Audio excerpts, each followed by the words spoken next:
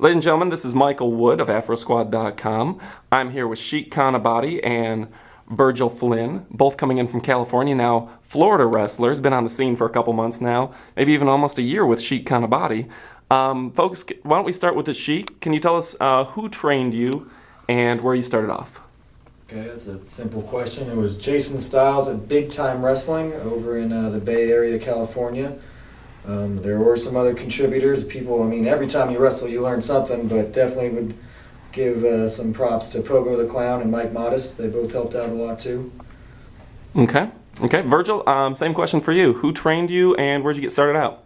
My start started at Supreme Pro Wrestling in Sacramento, California, originally trained by the Big Ugly J.D. Bishop in Sacramento, and same thing with Sam, also a little background with dealing with Joe Applebonner, Pogo the Clown, and Mike Modest, Donovan Morgan, a couple other guys in the area I had a lot to contribute with.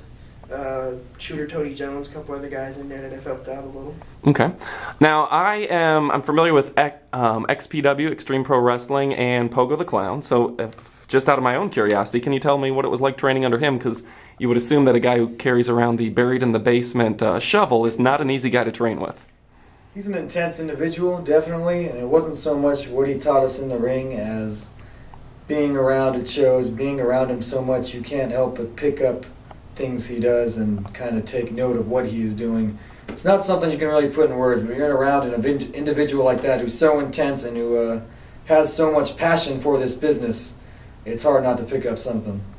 Virgil, can I hear your thoughts on Pogo? Along the same lines, he gave me the opportunity to hone my talents. Actually, I got one of my first good starts working for Joe with his company. He was running Raw Wrestling, barely regulated American wrestling, out of Antioch, California. I started there, and he allowed me to hone my craft a lot, and had a lot of input. Him and a couple other Brawl guys, Rick Luxury, DJ Riz, God bless his soul, had a lot of input. They allowed me to hone my craft because they were all the upper echelon guys when I started.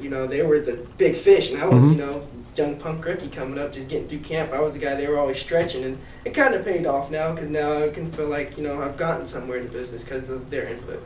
Now, Pogo the Clown, obviously, is very well known across the nation for having a very controversial gimmick. He basically went for the serial killer gimmick, right. The John Wayne Gacy gimmick, if you will. Now, you both have very interesting gimmicks. Did he help kind of come up with the Sheik and Virgil as gimmicks, or was that all of your own ideas? That was me. The Sheik was all you? Keep it simple. There was some place, I'm a Middle Eastern. I was born, point being, I'm Iranian. We'll just say that. There's no other way I can go other than to be the Sheik. To be anything else would be untrue to myself. Okay. Virgil? Kind of along the same lines. My real name is Virgil Flynn. It's kind of God's gift of, me. Hey, here's a perfect wrestling name. Joe had a lot to help with. Like I said, help me hone my craft. When you have a guy that his character, mental mentality has been taken that far to the extreme to be that character, he was able on the other end of the spectrum to show me certain things where, how to appeal to the people, how to suck the crowd in, where as a good guy, as a baby face, he was the total opposite. So anything he did, I did the exact, total, complete 180-degree opposite of whatever he did, because his character and gimmick was so over. A lot of people don't understand how much he was hated for that character, no matter where he went. And so when he was dump stuff on me, he would tell me do this, do that, and he had dumped stuff on a lot of guys. He had a lot of put on me, Ultra Boy Luke, Orn, Hardcore Angel, Hardcore Homo Angel. A lot of guys he hadn't put on, so he was able to.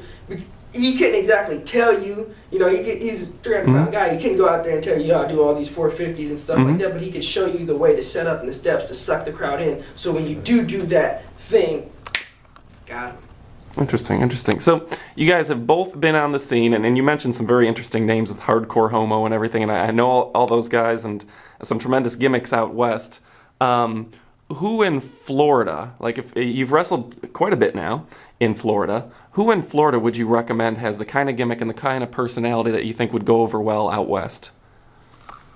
I have to give you a moment to think about that. There's a lot of guys, I think, that if they have the opportunity, Bruce Stampede, I think he's a good guy that'll fit well out west.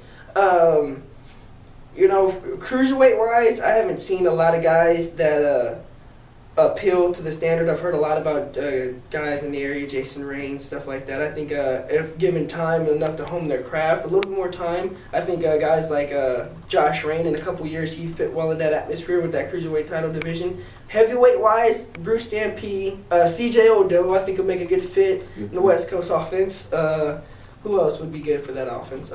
It depends on like how you look at it. Character-wise, a lot of guys I think would have a problem with the transfer over of styles, where the West Coast style is heavily lucha dominated. So if a guy is not winded and capable of keeping up with that lucha style, I think it's going to result in their work. Whether you have a lot of guys out here that don't understand what it's like, or are able to retain water holding 6 or 7 spots in your head for a 15-minute match, where you have guys like I said, CJ Odo, Sinbo Deep, Titan, guys like that who will fare well because they're used to that, they've honed that, they know how to hone their styles and change their styles around. Where you have a couple of guys out here where I don't think they're quite ready for the changeover. I think they need a couple more years. Your Josh Range, your O'Tools, they just need a couple more years to season their craft, I guess you would say, so they can retain water. But I don't think it's any different from anywhere you go, because I've been all across this country, and it all is how you adapt your style to what's going on in the area. You know, I think that's how Absolutely. It works more or less. Absolutely.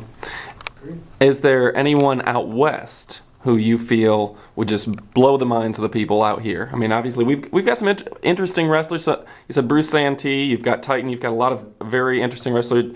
CJ O'Toole, some amazing talent, I think. But who out west do you think would really just be amazing for the fans up I here? got a couple that come to mind. First one, El Chupacabra. Yeah. He's an amazing high flyer, amazing wrestler, and look him up, El Chupacabra. You're not going to find too many better wrestlers than that. The Northern California. Northern California, El Chupacabra. not PWG for everyone in Florida. PWR. Oh, I'm sorry. PWR, correct that. Not PWRs. Mother Truck and Otis. You really think so? I think Mother Truck and Otis he'd be big time here. I see him really well. Really? So you're gonna bring what's his name too? Maynard Skinner too? Nah, he can stay. Okay, But just checking. Otis, I think he's a big athlete. I just think the people here would take to him so much. They would relate so well, and he would just be exactly what they're looking for in a redneck, dumb, big, Oh, fat, that's where it slow, goes. I sweaty see that now. Florida representative. I think he'd be right up their alley. He might even know something about hunting gators. I don't know. He likes beef jerky. The people here seem to like it. It is tasty. I like it too sometimes, but I mean, not. You know, I just think he would fit in here. I agree. Okay. I agree with myself. Yeah. All right. Guys, I think would really flourish out here if given the opportunity. It depends on how you looked at it. Rick Luxury is another guy out west. And I think he would flourish just based on the fact that out there, the shows are so spread apart. With the Tampa area, you have like 6 companies in this area within an hour radius. You know what I mean? And you have Orlando within the next 2 hours, and you go up towards Hosford and stuff like that. So I think a guy like Rick Luxury would flourish very well out here because he does that out there, but he's traveled so far. It's hard because as a California wrestler, you have so many pro shows, few far in between, where that are actually worth the time to work. You end up finding yourself in this mix between SoCal, NorCal, and Southern California. Portland. In Portland, Oregon, yeah.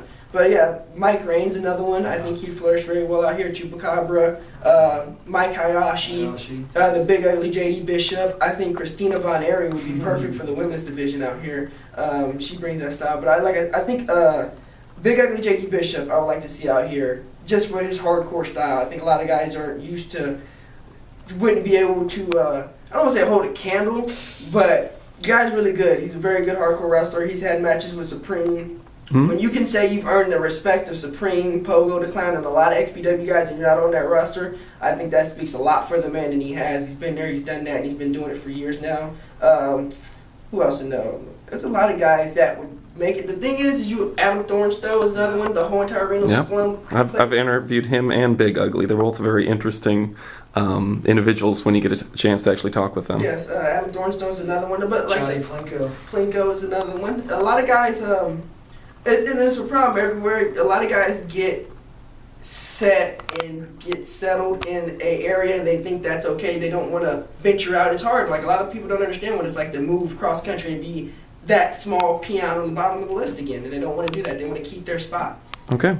Well, I appreciate it, folks. We're at the 10-minute mark, so I'm going to end this real quickly. But thanks again to Sheik, Abadi, and Virgil for their time.